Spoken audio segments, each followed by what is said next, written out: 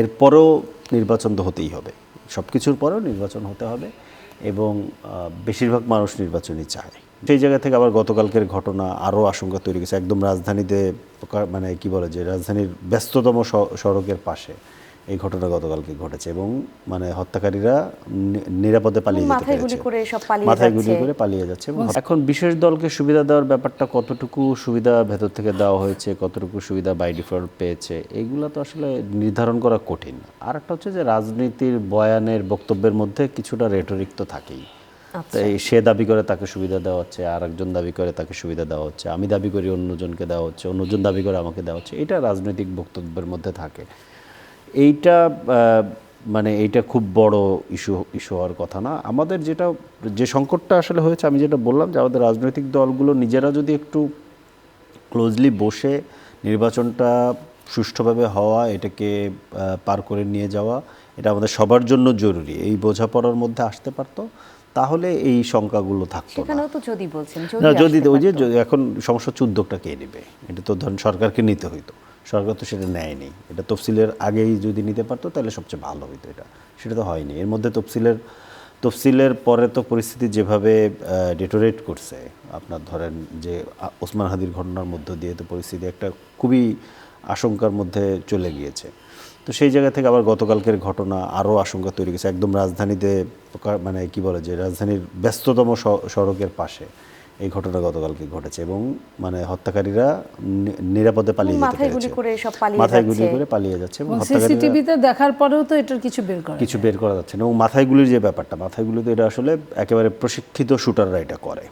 তো অনেকেই আরও হয়তো টার্গেটে আছে, এই টার্গেট হয়তো বা তারা করার চেষ্টা করবে। এখন টার্গেট কিলিংয়ের আলাপটা কিন্তু আমরা অনেক আগে থেকেই বলছিলাম।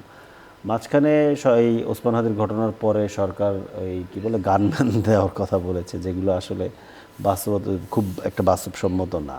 এটা তো আসলে গানম্যান দেওয়া হয় না, মানে আপনি এদিকেও গান দিলেন ওদিকেও গান নিয়ে আসলো, শুধু গোলাগুলি হলো, এটা তো আমেরিকা না, এভাবে হয় না। এটা ধরেন অন্য করা দরকার ছিল, সেটা তো সরকার সময় মতো সেই ব্যবস্থাপনা করতে পারেনি। এখন শেষ সময়ে এসে কোনো রকমে এটাকে ধামাচাপা দিয়ে নির্বাচনটা পার করে তারা যদি পেরিয়ে যেতে পারে, তাদের জন্য এটাই সুবিধাজনক। সো এইটা এখন যেটা হয়েছে যে এরপরও নির্বাচন তো হতেই হবে, সব কিছুর পরেও নির্বাচন হতে হবে এবং বেশিরভাগ মানুষ নির্বাচনই চায়। আসলে নির্বাচনে রাজনৈতিক দলগুলো যদি বলি, একেবারে যারা রয়েছে, যারা গণ অভ্যুত্থানের পক্ষে, সেই সমস্ত দলগুলোর ব্যাপারে এক ধরনের সিদ্ধান্ত। আমি যদি বলি যে পতিত ফ্যাসিস্ট সেই সরকার, অর্থাৎ আওয়ামী লীগের সাথে যারা ছিল, জাতীয় পার্টি 14 দল, তাদের ব্যাপারে আসলে কি হতে যাচ্ছে? না, তাদের ব্যাপারে তো আমরা বারবার বলেছি যে জাতীয় পার্টির ব্যাপারে সরকারকে সিদ্ধান্ত নিতে হবে, জাতীয় পার্টি সহ 14 দলের ব্যাপারেই সরকারকে সেই সিদ্ধান্ত নিতে হবে। এবং বিশেষত জাতীয় পার্টির ব্যাপারে তো আমরা বারবার বলেছি যে জাতীয় পার্টি পরিষ্কারভাবে হচ্ছে দিল্লির একটা মানে এজেন্সি, এখানে আর কিছু না। জাতীয় পার্টির চেয়ারম্যান 24-এর নির্বাচনের আগে দিল্লি থেকে ঘুরে এসে বলেছে না যে দিল্লিতে আমার কি মিটিং হয়েছে আমি এটা বলতে পারবো না। এবং তাদের তো মানে পুরোটা সময় ফ্যাসিবাদকে বৈধতা দেওয়ার জন্য যা যা করা দরকার তারা সবটাই করছে, একদম কোনো কিছুই তারা কম করেনি।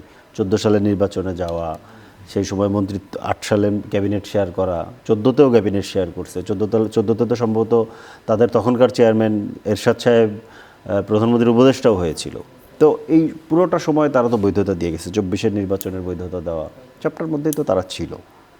এবং আপনি যদি আওয়ামী লীগের কার্যক্রম নিষেধাজ্ঞার যে প্রজ্ঞাপন, সেটার মধ্যেও যদি আপনি ধরেন, এটা যদি তখন আসলে এই আলাপটা আমরা করতে পারলে ভালো হতো।